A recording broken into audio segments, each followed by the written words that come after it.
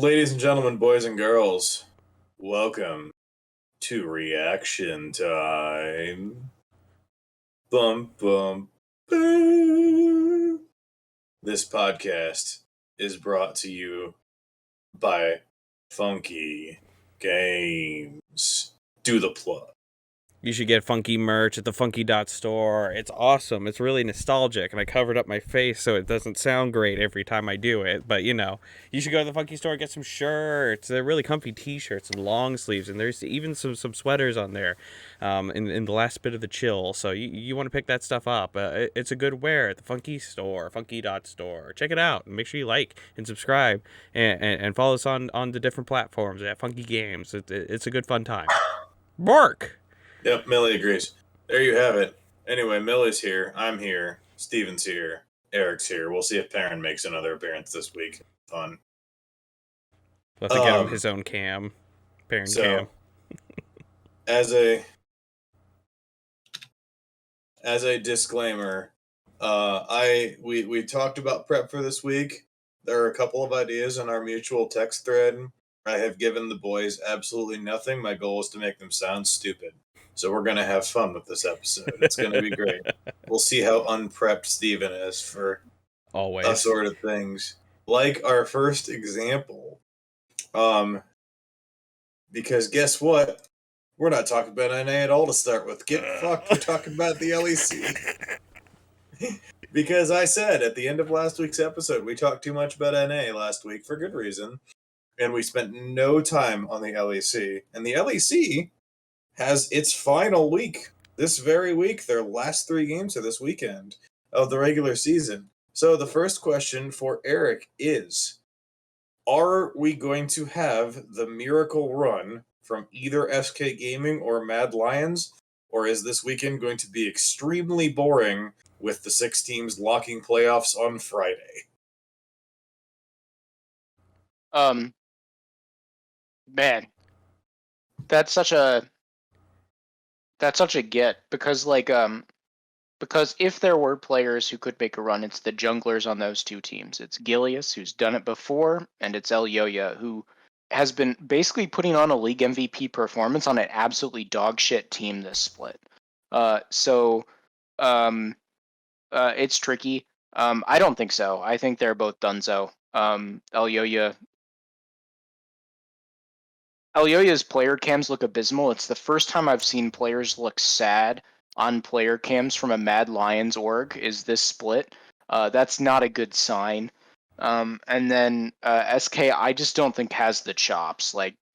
It's not a good Genax meta, unfortunately, even though I think he's grown into top lane well. And Certus has good moments, but Certus and Jezu really, I don't think, are going to be enough to win them enough games to make a miracle run. So I think it is pretty locked. But it's a U, so who the hell knows? Besides, I think Astralis is on the rise, so they're probably Astralis is gonna take another game too, and that also makes things very bizarre. So, my take, and I will move to Steven after this now that he knows what we're talking about. I did. I actually knew this one. I'm very excited. I thought you were going to lead with LPL, and then I would be very screwed. The schedule is going to be the main problem here for me, which I think is probably... Steven, do you want to hit this since you're already on that? Sure, yeah, because if we're talking about SK, they have to beat Rogue and XL and Misfits. And, realistically, all 3... And they have to do all 3, correct? If, everything kind of... That's the thing, is there is... Vitality and XL are both 8 and 7. SK and Mad are both 5 and 10. One win for either XL or Vitality locks their spot. One loss for either SK or Mad knocks them out. Yeah. And so... I would say SK looks better to as a team to do it. I actually saw some of the mic checks with that, and I reflect what Eric, like Glad Lions, like I imagine them just wearing like the NPC Glad Lion face when they're playing, and it's really rough actually. So I don't know what that climate is over there, but it's not like what we've seen in the past. But SK kind of looked like they were actually having fun playing the game. I think there's been a lot of talk about treats kind of like picking up and looking better. So schedule diff might be too big to see any kind of miracle. It would be a really big miracle run for SK. So let me make the case for Mad a little bit based on the schedule. So like we start off with the do or die. It's Vit Mad on Friday, which obviously like Mad has control over their own destiny for that game because they need Vitality to lose and they need to win themselves. So win that, you're within 2 games. So then Mad themselves have Astralis and BDS, which are 2 winnable games.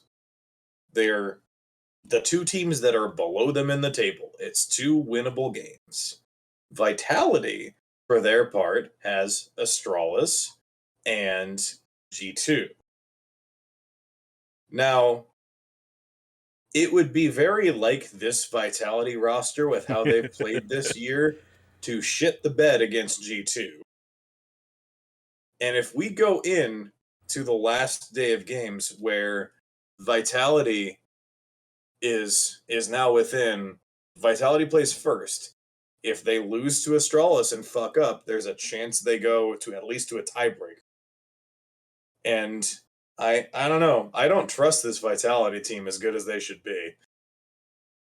I think both situations kind of rely on that Vitality Mad Lion games, because Vitality dropping the game to Mad Lions and then SK like actually clapping, like that, then we get into really spicy like tiebreak zones. I Because think you have a SK bit plays of a Excel first thing too, so it's both like if Excel and if Excel and Vitality both win their games, it's over. Yeah, we know where we're getting. I think you have a bit of a misunderstanding of Vitality as people though. It's not that they'll like shit the bed against G2. Vitality is going to absolutely throw the game against Astralis and then is going to curb stomp G2 to like shatter everyone's hopes and No, dreams. the problem is they play because G2 Perks first. and Alfari have been waiting for this They play G2 for like first, a year. Though. Oh, So they if play G2 first? They play G2 first. So if they do it to G2... That's boring. Wrong edition of the script. Yeah, that's boring. Like Perks and Alfari have been waiting for this game. Like that is not. And I also got the schedule wrong. SK's actual problem, as we pointed out, is they play Rogue first, so they're just kind of screwed. Yeah, because Rogue. You say that, but man, I don't know. Rogue has had their moments. So like, let's talk about the actual 6 playoff teams, right? Because G2 themselves are only 1 game up on Excel and Vitality, so they're still in the mix to drop into that 5-6 spot if they are not careful, particularly since they do have a head-to-head with Vitality to go. So if Vitality takes care of their business, clinches, knocks out Mad Lions on the first day, then Vitality can tie with G2 by beating them on day 2. And then pull them back down in that mix. Then you have Misfits another game up on G2, Fnatic another game up on Misfits, and Rogue another game up on Fnatic. So Rogue can't drop any lower than 4th without some real shenanigans happening. But it's still going to take a couple results for them to lock in top 2. Will they do tiebreakers for placements outside of play or within playoffs, or will they just do win a matchup? My suspicion is, well, I think placements will. It definitely matters for top 2. Right. It definitely matters for top 2 because of the buys. And I suspect they will tiebreak all the way down because of side selection. I feel like you have to. I don't think you can do the higher seed gets side selection in 5. Yeah. So I think they have to fully tiebreak it.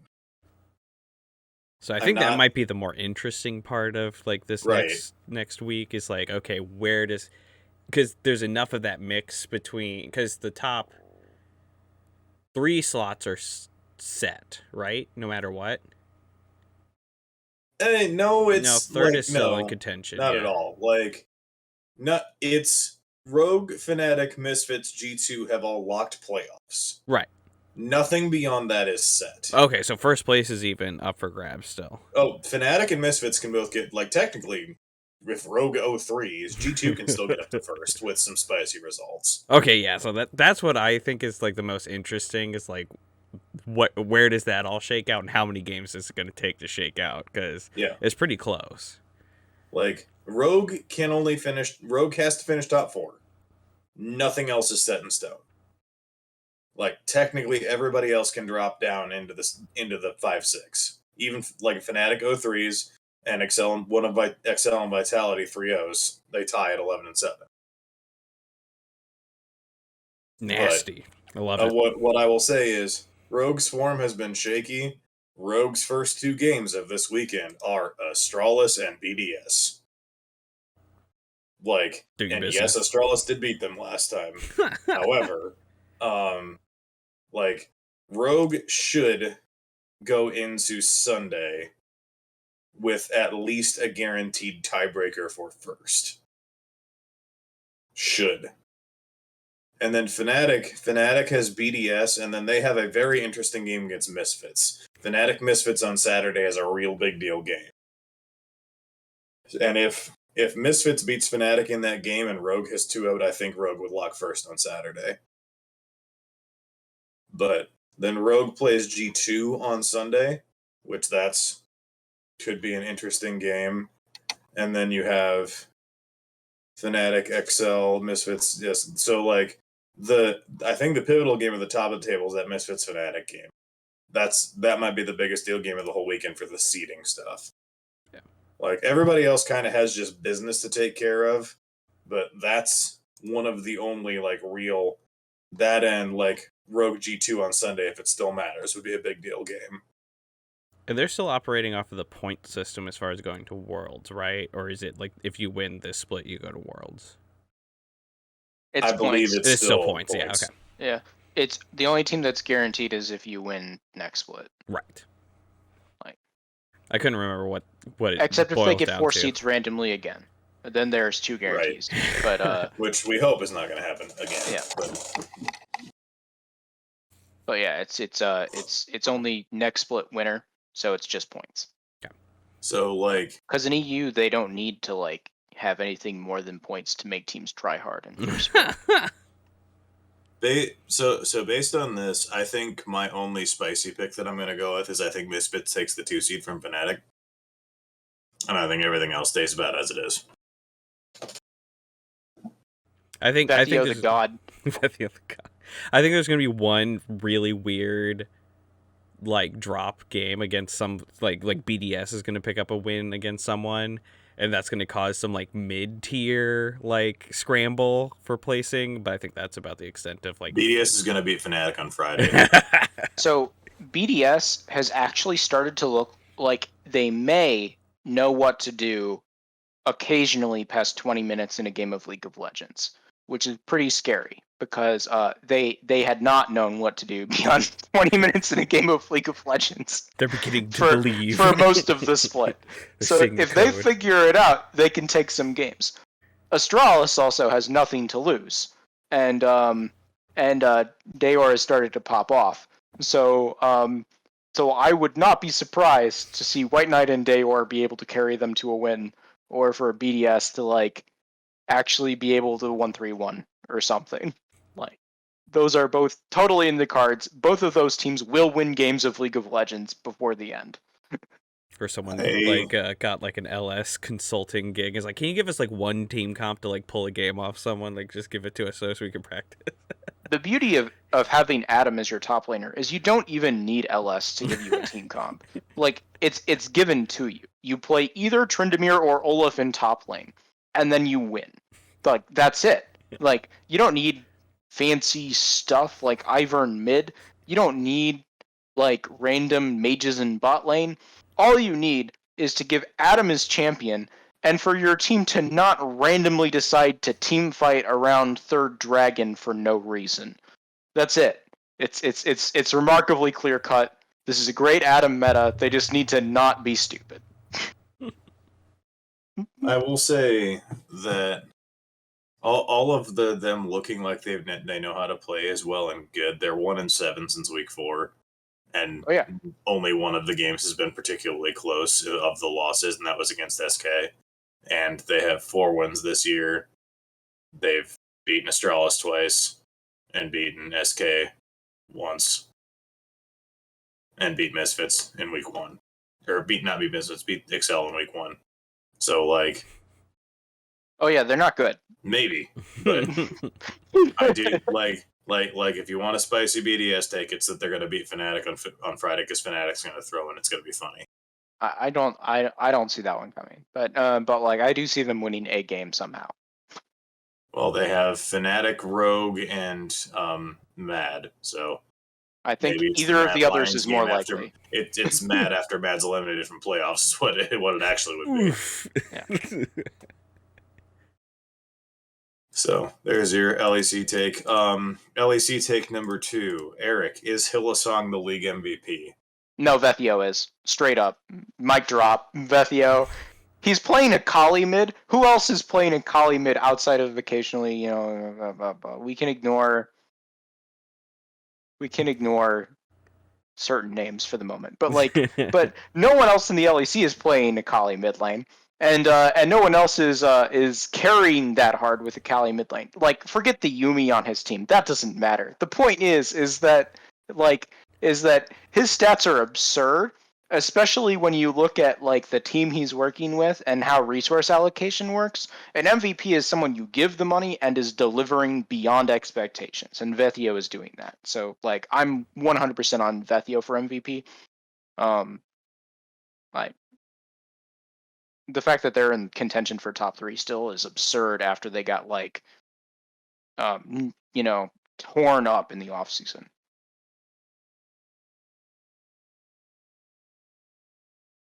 I'm looking at the list of Akali games from the split from the top 4 leagues, by the way. I don't think there's many. There are 38. Wow, really? Is it all LPL? I'm guessing a lot of it's LPL. It's mostly Fofo. Yeah. Like.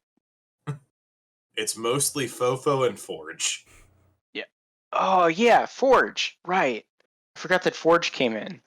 Ah. Yeah, man, and Forge is not on a good team. So. And it's been rough lately, particularly. Yeah. Been a lot of losses by people not named Vethio. Yeah. So if I did say who else is winning on Akali,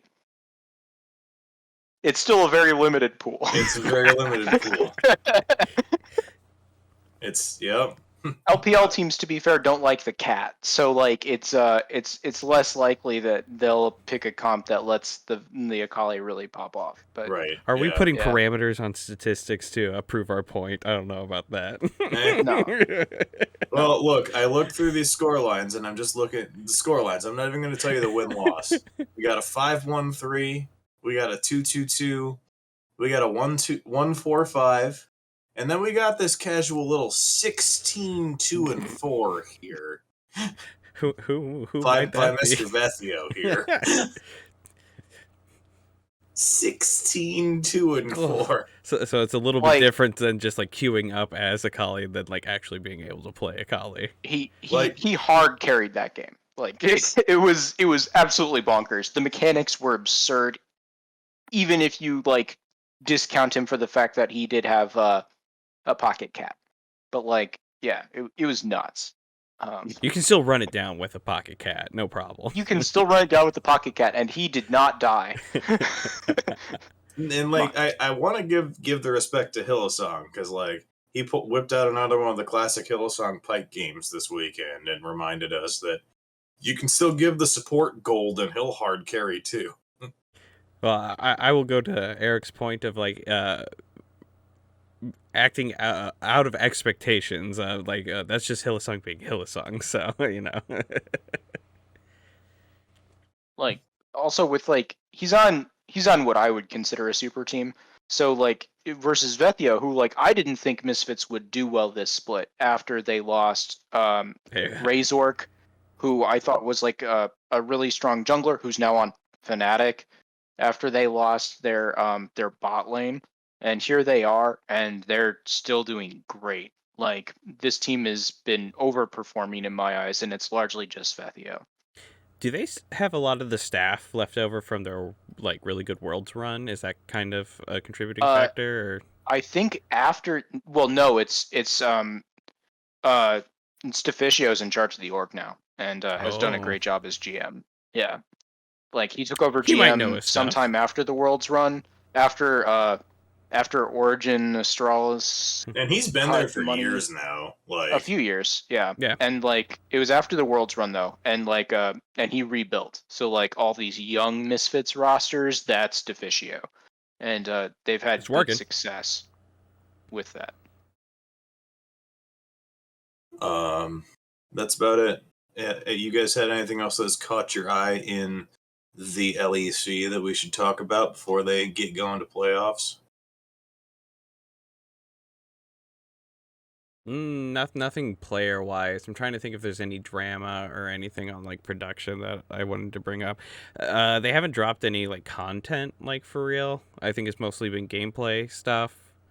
So the content piece, shout out to Shakarez on Twitter, Kalebot on Reddit, who is one of their main video producers. They had a content piece with players from the teams this week that's like their little quiz show thing they've done a couple times. That was players had to identify ability sounds. Ooh.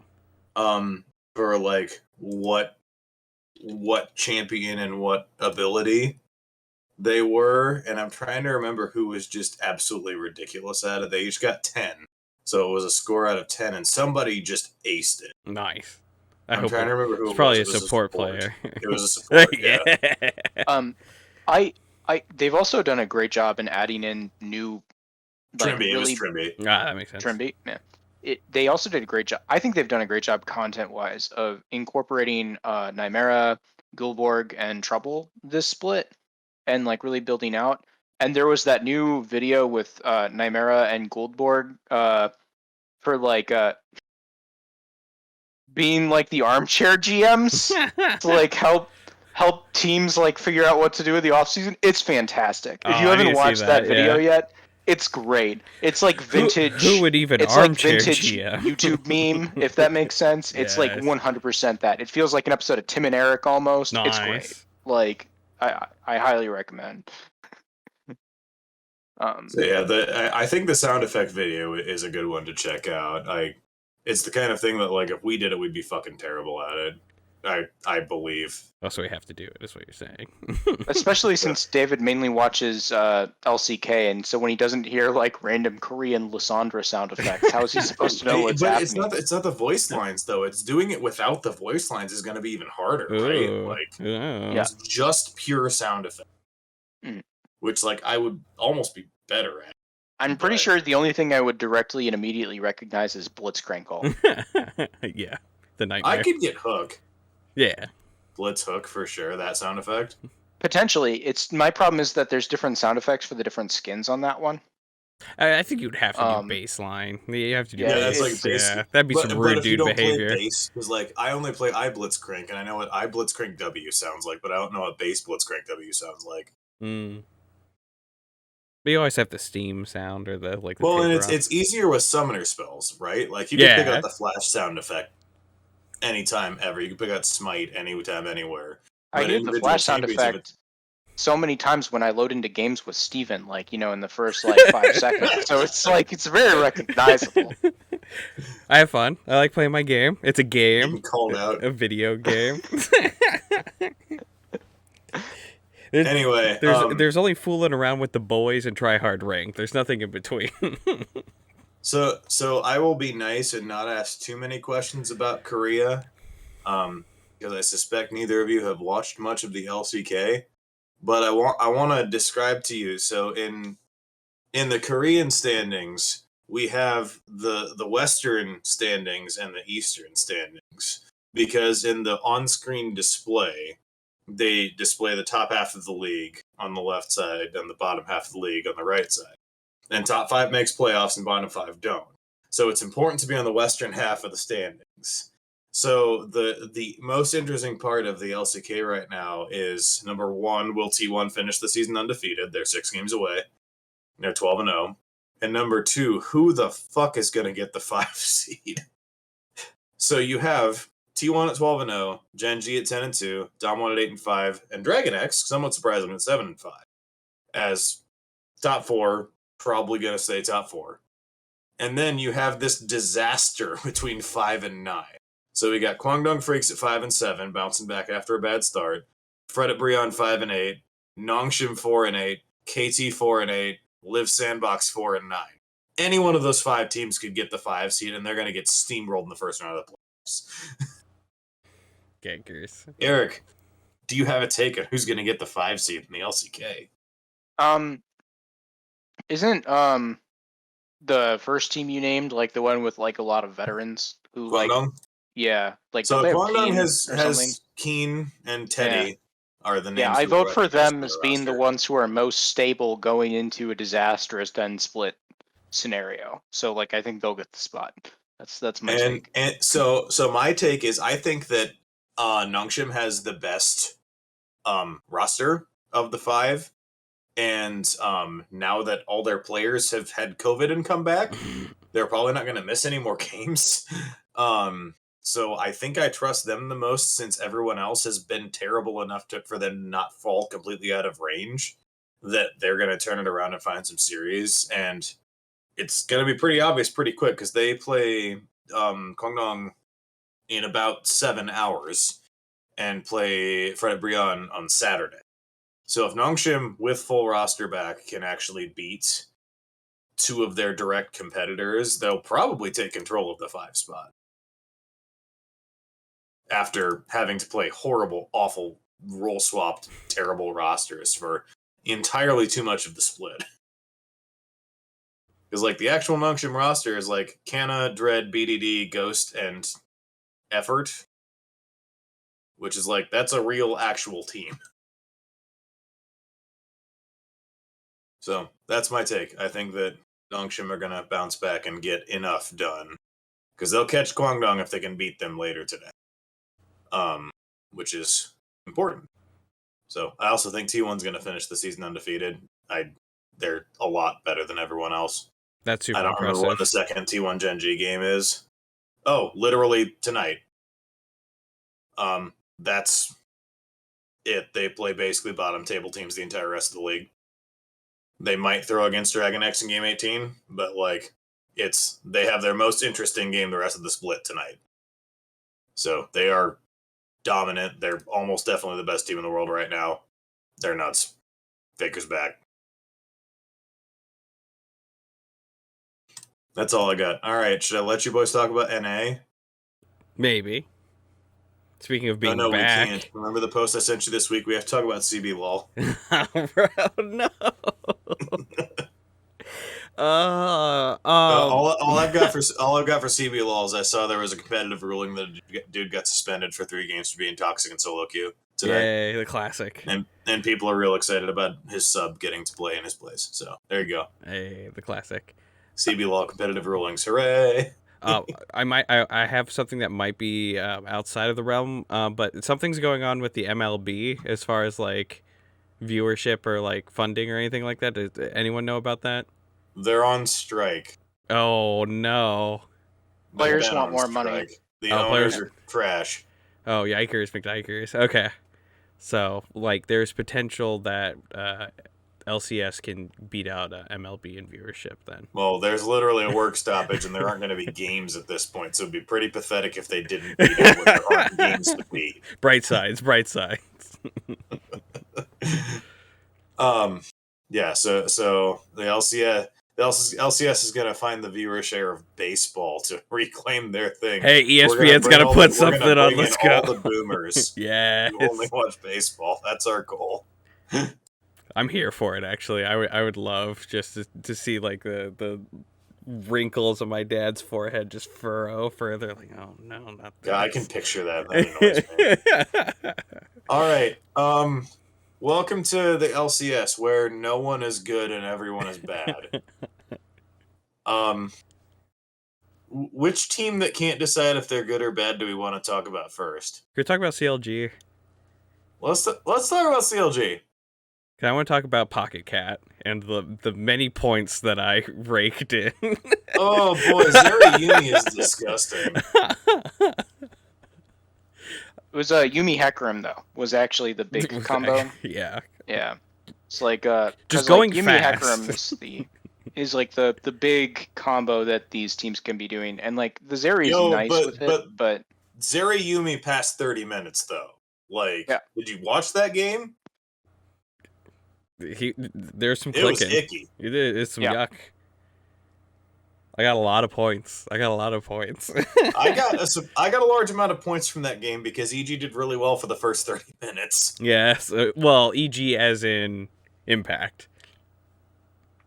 And which also got you lots of points. Yes, coincidentally. Coincidentally. Oddly that game enough. so single-handedly won Steven Fantasy by a wide margin over me this week. By a wide margin. And it's mainly because, like, so he has Puma and Impact on his team.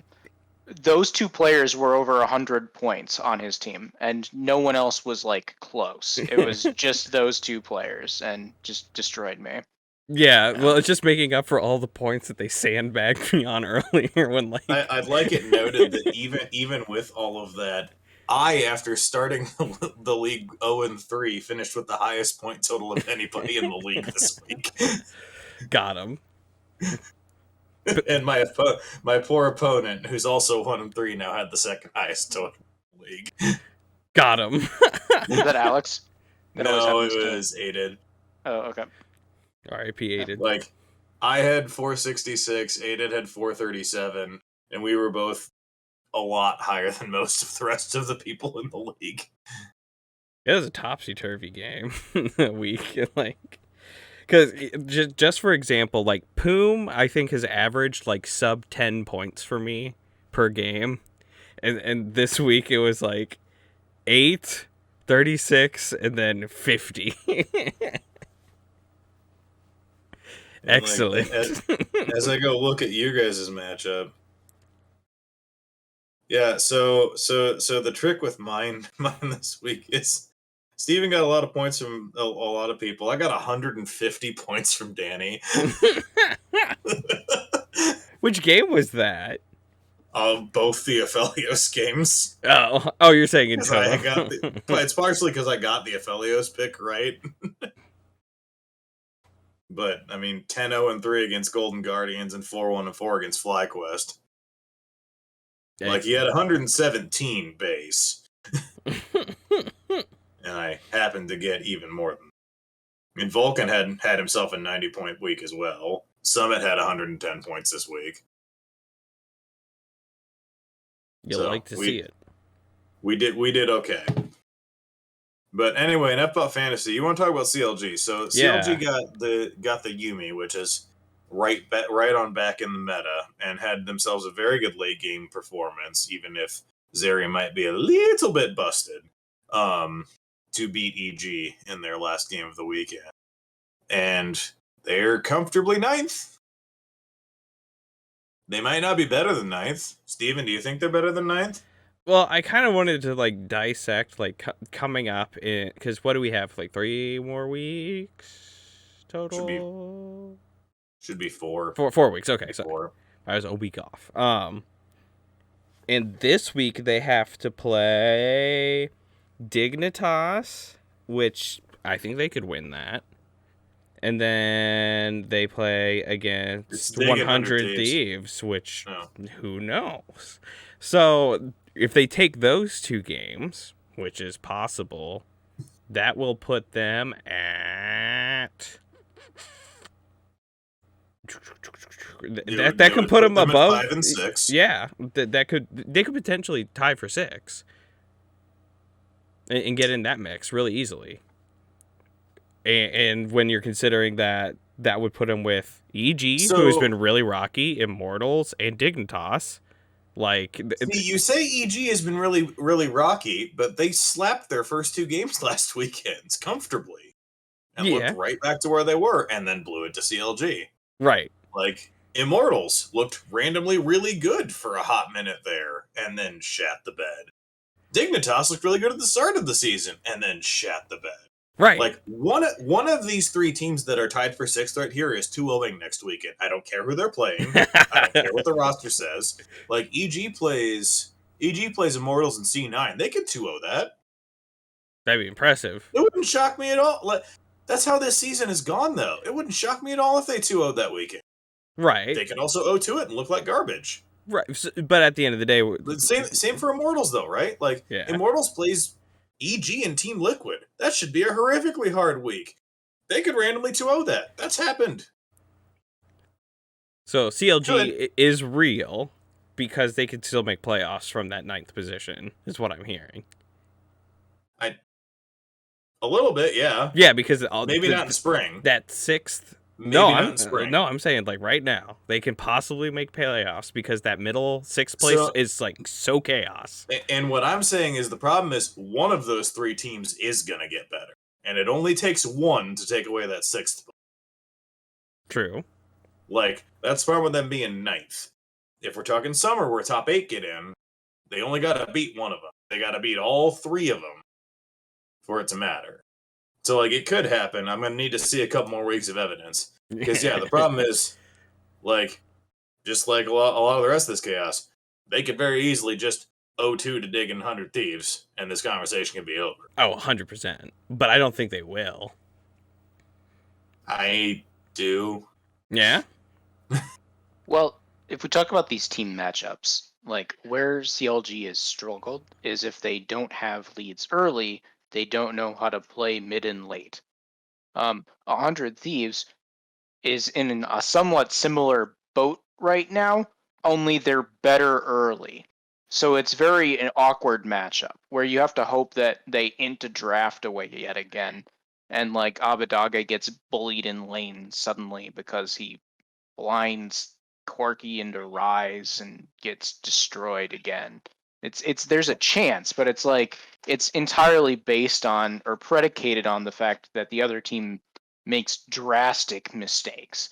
And so like that seems rare to me. Like the Dig series is very different in that Dig's macro to me is more solid. It's just that they struggle if River doesn't snowball the fact that some of their lanes are not the best.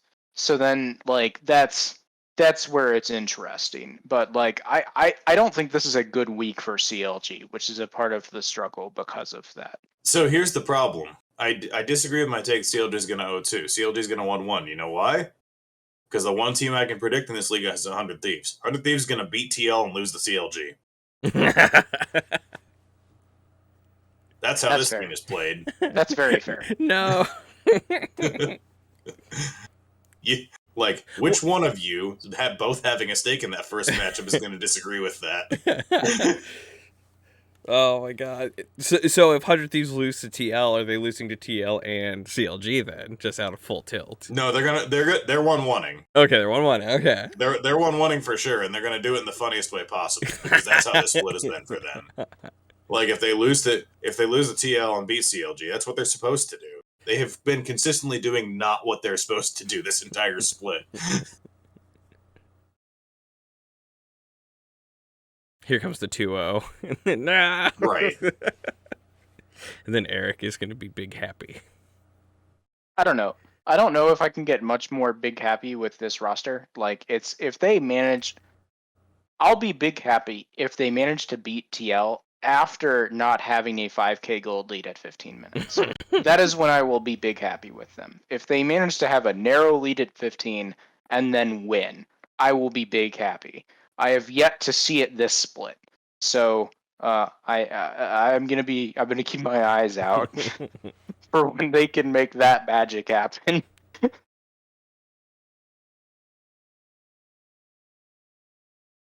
I'm scrolling through the weekend here. Are you, Steven, more impressed by Golden Guardians or more worried about FlyQuest? Definitely more worried about FlyQuest. I think Golden Guardians is doing well. I wouldn't say I'm like super impressed to the point where it's Oh, stop lying! overriding. They clapped your boys. Stop Shoosh. lying! No, I don't. They I don't. clapped your No, I don't boys. remember that. I don't think that happened. Slapped them. I think FlyQuest was shining so much brighter, and then it's just like it's kind of like unraveling in like not a really like great way. So I think that's more worrying than impressive. Like Golden Guardians cheated or like hacked or something, and then won a game. Like that's whatever. But like seeing FlyQuest kind of like drop a bit is kind of like that's a little upsetty. Eric, same question. More worried about FlyQuest or more excited about Golden Guardians? Man, more worried about FlyQuest too. I'm actually not excited about Golden Guardians. And this could be an overreaction to watching JoJo absolutely destroy a Blaze Olive in lane. But like, In the one game they lost this week. yes. But like, I don't know. Like, they're riding high right to me right now because Pride Stalker brings a lot to the table. I do not think they have enough other pieces for me to maintain a high level of expectations for this team. Like, will they make playoffs? Yes. Will they go far in playoffs? I maybe they'll get a surprise in the lower bracket. That's as much as I'm expecting. But So here's the real problem, and this gives credence to Steven's arguments from earlier because we are so early into the season. We talked about CLG only being one game down on EG, Immortals, and Dig. CLG's only 2 games down on 100 Thieves, FlyQuest, and Golden Guardians. I think CLG's real. And I'm sorry. We've talked about all 6 of these teams in this middle of the table mess here. We don't feel good about FlyQuest. Eric doesn't trust Golden Guardians long term, and 100 Thieves is going to 1-1 every week for the rest of the split. No one is good. well, we haven't talked about like the 2 good teams. So yes. No, like C9 and TL are good. Everybody else sucks. Like, a part of why I'm more worried about FlyQuest is that it seems to me like they've had a couple of games where they looked stellar, either where like Jose Dioto gets Lee Sin and is able to have a pop off performance and like hard carry a game, or they've like forgotten what Takui's good champions are. So it's like they're actually a highly pick dependent team. This team has a way to approach the game and to play the Rift where they excel and where they can dumpster teams. They have yet to understand and figure out how to make it work. And so then they go back to the meta and they look foolish. So I really need to see this team play their champions and excel at their champions on the Rift and figure out how to make that a repeatable way to approach the game. Because if they do, like, they've looked stellar. We know Jose Dioto has the chops. This is the best he's looked on a team since he hit the LCS. I want to see them succeed. And I think like consistency is what we're really like dancing around. It's like we want these teams to have a consistent win condition, play style. Like what are they going for? And build upon it and improve on it. I think 100 Thieves had that at some point, but then they're kind of getting like too narrow in what they can do as an example of what we're looking at. And I think FlyQuest falls into that category too. It's like, oh, if you can just like keep that magic on the table in the matches where it matters, this is a really good team. But they just don't do it all the time. That's like, because that's the thing is we've talked about whether or not we trust teams on this podcast a lot before. The only team I'm even thinking about trusting at this point is TL, even though C9 is 7-2. Yeah. They just dropped their coach last week. And completely changed play styles too. And Berserker's really fucking good. Yeah, he is. I don't trust them. I trust TL for the most part, but they randomly shat the bed against Golden Guardians last week. Like, TL should be running away with this league. and very well might yet. Like, that's Especially part of the thing is, like, Core. If Core comes back. second round robin with Core back, TL should 9-0 their second round robin. So Core's back this week, Yeah. and business is taken care of. Yeah. So that's like been announced. Like, so like Haley's done. that's what I'm saying is, like, if Core is back and in for the whole time, TL should 9-0 the second half of the split, and it shouldn't be close. It is a failure if they don't. Yes. Okay, I'm glad you agree, and we've got that on record now, so I can make fun of you in a couple weeks. Oh man, like if it happens, like I mean, they should just be so strong. Like they should be so strong, and every other team in the league kind of sucks. Yeah. Or yeah. Or has chaos. Yeah. Or like, both, in case of TSM.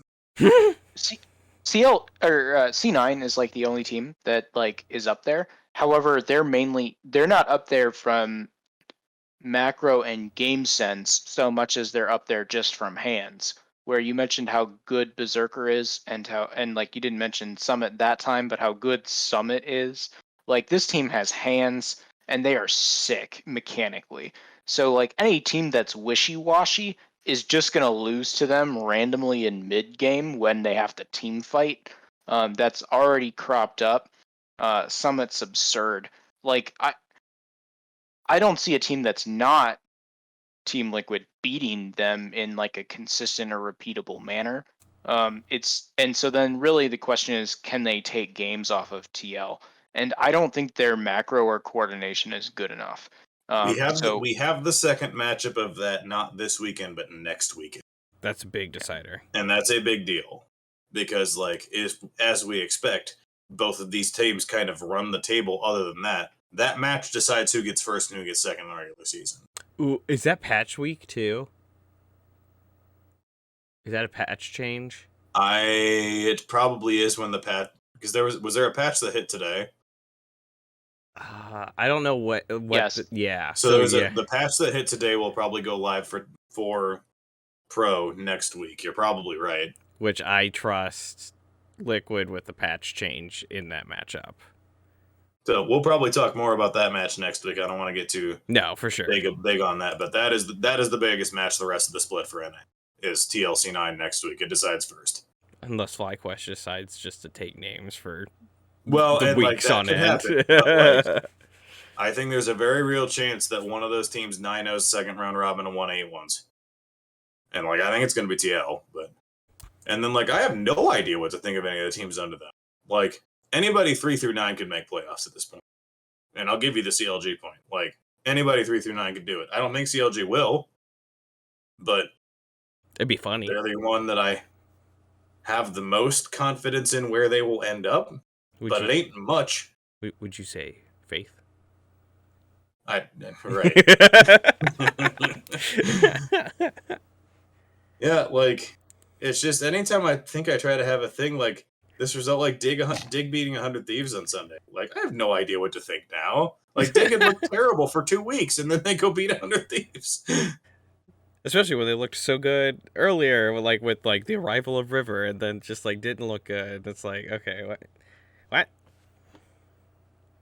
Anyway, like big games this weekend. Like I think that TL and TL 100 Thieves and EGC9 are both relatively interesting as far as expectations of the teams in the middle that theoretically should be better. Probably won't be better, but should be better. So, like, I think C9 EG could be interesting, but we talk about hands. JoJo's hands haven't been good enough, often enough lately, as good as the weekend may have been before the CLG game. It's mainly his positioning has been awkward. Yep. Like it looks like growth stuff to me. Like that's a part of why I'm not worried about EG. Is it's like he and Danny still just like occasionally, especially when they feel like they need to carry a game, will get a little sloppy. And when they get sloppy, they get exposed by veteran players, and that's Danny's the got only a lot thing. of that this split. That's the only thing that's really happened. Like, because like their laning has been stellar. They've looked really good. It's just that sometimes they get sloppy. And so what they need really, if anything, is they need like Vulcan specifically, in my opinion, and also Impact to tell them to chill.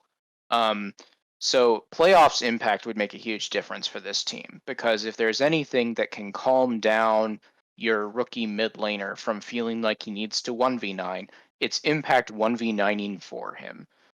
So Yeah. we'll have to see how And it we goes. talked about being a little worried about FlyQuest after the 03 weekend. You know what you need after an 03 weekend?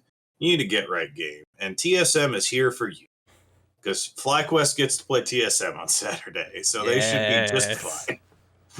Well, I Guaranteed think bounce back win. Way to go. Just right on time. FlyQuest 2-0ing this week would be really that'd tickle me. Oh, they got TSM dig. That is 2-0able. Yeah, I think they need to. I think they need those wins as a team. They need those wins. Like Fly's run to start this, and it's key to recognize to start this return of the round robin is TSM, dig, CLG, then 100 Thieves over the next 2 weeks. They need 3 wins. Yeah. And I think so. You have to win Because then what that means is you move forward. Golden Guardians, TL, EG, Immortals, and they close with C9.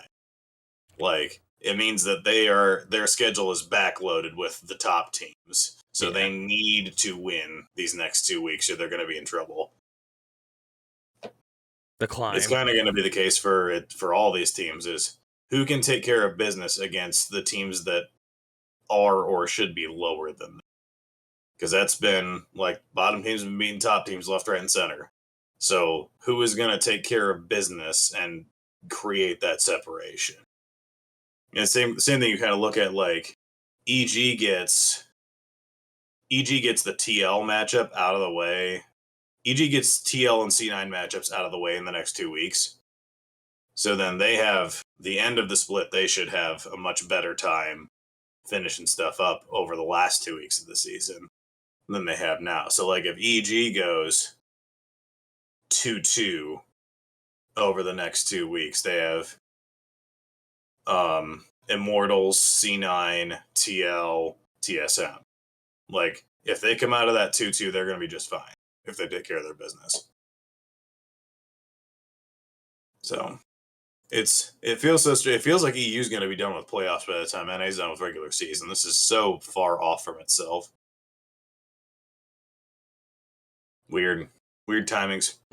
Anyway, let's talk a little LPL before we're done, because I do want to do that, because speaking of hilarious sloppy messes of standings, the LPL always is. It's got 17 teams, and 10 of them make playoffs.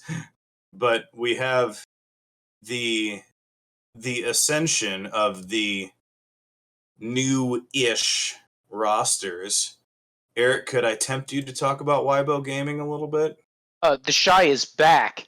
It turns out that the remnants of IG were better, or the individual players of IG were better than the sum of their parts in their tournament results. So now that they've been broken up, the Shy is back, and he looks sick. It turns out that the Shy plus SOFM is a dumb combo, and they should not have let it happen. Whoever let that happen is a bad person. Angels also, like, continued to improve, which is baffling to me. Like, they're a great roster, and I don't know exactly how. But because like, there's man. a chunk of this roster still there that made Worlds Finals not that long ago. And when you think about it on paper, like, you don't think that trading out Bin for the Shy is a massive upgrade, but the way they're playing, it sure feels like it is. And it really is the top side of their map running away with things. Well, and you talk about the pieces of IG, right? Because IG was built around Rookie and the Shy. Now, the top 2 teams in the LPL are built around Rookie and the Shy. Because V5 is the other team at the top of the LPL table, which is you get to play with Rookie and Karsa. Turns out players turns out players who get to play with Rookie and Karsa look really good. Yeah, because like it also is the Karsa show. It does feel like Karsa's been freed from whatever nonsense top esports was. If you want a player and if you want a player to recover mental after having to play with Jackie Love for like a year, you give him a really solid player who's got veteran experience and asks for nothing and just backs you up with all-star rock solid pressure, and that's Rookie. And so here's Karsa, who's freed, his mental's back on form, and he's bodying junglers. And this team is also sick. I'm really excited about V5. I think they've got what it takes. Meanwhile, I talked long and loudly about LNG to start this split. LNG finally hit the wall where they started playing good teams. They have now lost 3 straight to Royal and Weibo and V5 back to back to back, and are down to 7-3, which is still top half of the table.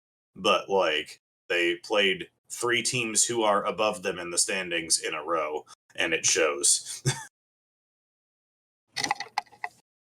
Because, like, you have V5 and Weibo, who are the new hotness in the LPL.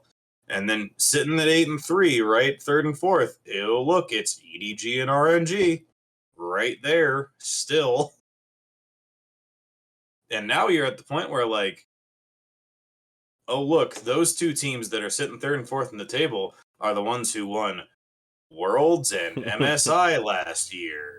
So how much am I going to bet against them in a playoff setting come playoffs? Very high, because teams don't make repeat appearances from the LPL. Yeah, and EDG is really struggling with play right now. World's MVP Zhezhe is has started to get outclassed, which is kind of terrifying. His game against Karsa did not go well.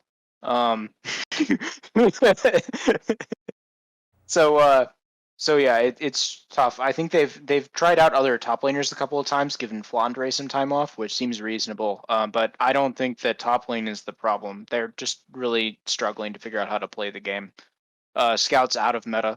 It's not great.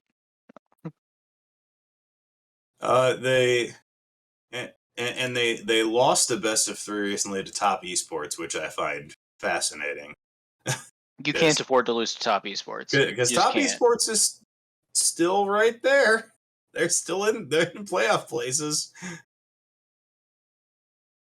Like you can never count them out. The top 2, and then you have EDG and Royal, and then you have this weird cluster of LNG and Billy and top, each of whom are very funny in their own ways.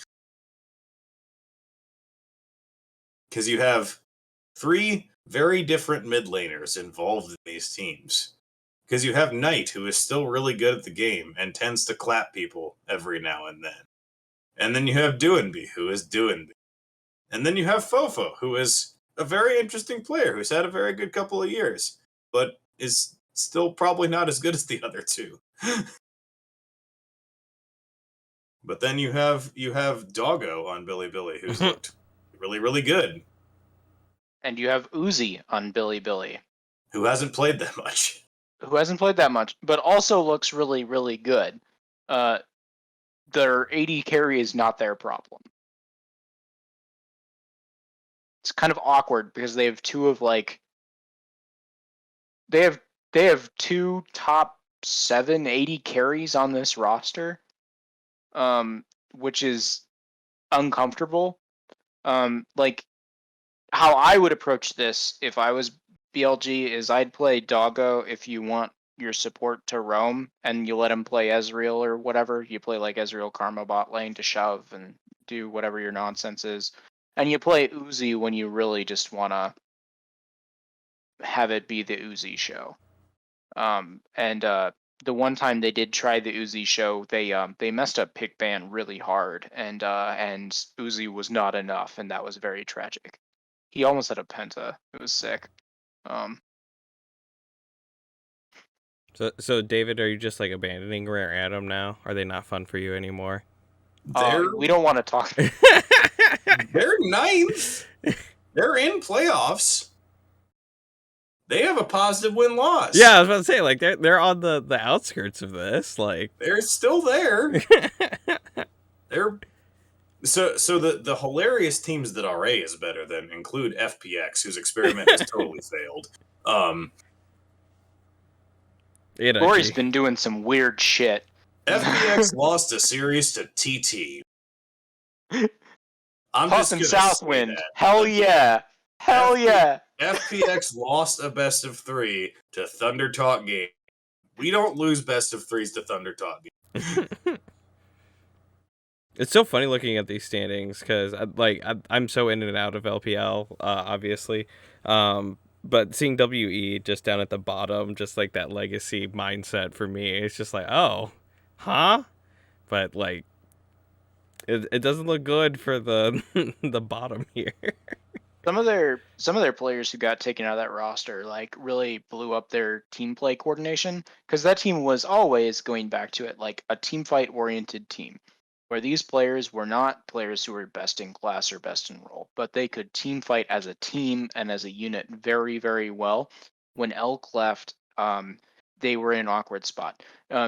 They were playing Shanks last split, not because Shanks was the best mid laner in the org. He wasn't, but because he was really good at team fighting with them as a unit. And so when the pieces moved around Shanks, maybe holding on to Shanks was the mistake. They should have picked up a different mid laner and tried to make it work. And speaking of other mid laners, it appears Cryan might not actually be good, because Ultra Prime's kind of bad with Cryan on it, and Royal is just fine now they stuck Jahu back in his mid lane. Yeah. Not particularly surprisingly given what we've seen. I did forget to talk about one surprising thing. We talked about V5 already, and we didn't talk about Rich, which I feel is a mistake. Rich was not this good in the LCK. It is important to note, like, he got lane gapped a lot last year in the LCK, and has somehow turned into a really complete player as a part of V5. And it's not surprising. If you don't know the Rich story, he was the best player in the history of Heroes of the Storm before he transitioned to League. That's like, he was called the Faker of Heroes of the Storm. So he's got the chops. It's just taken him a couple of years to adapt, and it looks like he's really, really hit his stride this year in this roster. He's unlocked. And I think that's dope. Like, he was always an interesting player to follow in LCK because of his past. I didn't think he would look this good. Like, this is a thing. And I don't mean this in like a negative way, but like sometimes players just do better in the LPL, based off of the fact that gameplay and team coordination is more chaotic just because of the volume of games as well as the atmosphere. So it could be that getting moved to this like other league where your map awareness isn't held to like the same epitome of like game sense and requirements. It like would be really good for letting some player like that moving from another game transition in. Also, like, you know, if you're like hoping to have some voices help you know like game sense and awareness so you can focus on laning and fundamentals, having Karsa and Rookie below you on the map is a very good place to be, especially since Rookie is probably okay with basically any top laner you put on his team after like 2 years of this shy. Well, So, but the flip side of this is, in the LCK, laning was Rich's weakest point, and he went to the League where he gets to lane against the Shy and Zoom and 369 and all these world-class top laners, and it hasn't been a problem. yeah, Which well, is like, the surprise. what I mean is, like, you know, a part of why people can look bad in top lane specifically is based off of map awareness and what's the jungler doing and how much you have to respect the opposing jungler. And the LPL, you don't have to pay as much respect because the LPL solution to map pressure is more map pressure. It's definitely like the best defense is a good offense mentality. Where like if you get ganked top lane by the enemy jungler, you bet that your bot lane is turret diving. And like, because they do not not hit the gas to capitalize on objectives. Versus LCK is much more in the heavy macro oriented mindset, where like if you don't have vision on the jungler, it's not that you're not trading or like doing things. It's that you are expected in your role, and your team is probably communicating you as such for how you're supposed to actually be positioning and handling your lane. And like that's a very different like way to approach the game in the lane phase. So like I can definitely see people getting destroyed in lanes when they have a lot more things that they're supposed to be balancing in their head for what they're doing outside of just individual champion interactions. Well, and that's like the other piece of this for Rich, which I did enough research about him last year to know this, is he had a atrocious champion pool last year. He was basically an Aatrox one trick, like in the worst ways. Like he could play Aatrox and Jason, that's it. And this split he's played 1, 2, 3, 4, 5, 6, 7, 8, 9, 10 different 11 different champions in top lane this year, which that is a weakness that has gotten fixed. Like that beyond any kind of game sense, macro, anything, he could play Aatrox and Jace last year, and that's about it. And you ban him out, and he's done. And so to have expanded to the fact that he can pull out Aurelia, Renekton, Gwen, Poppy, and Akshan when need be, like that's a huge point of it's not something you could abuse on V5 that you may have thought you could abuse based on the signing itself. So it's dope. I'm happy for him. A lot of people like it's one of the things you see and have seen in like game threads and stuff when for teams that Rich has played on in the past. There are a lot of like people that watch the HOTS Pro scene. They're like following him wherever he goes and keeping an eye on his journey. So there's a lot of people rooting for him and therefore for V5 at this point. In addition to the old Church of PP God, because PP God. I'm a child. Back from a year in the depths to his throne once again. Because we haven't talked about PP God and Fodic, but they're the bot lane, and they exist. And Fodic does enough for this roster. Fodic's got a little ghost to him.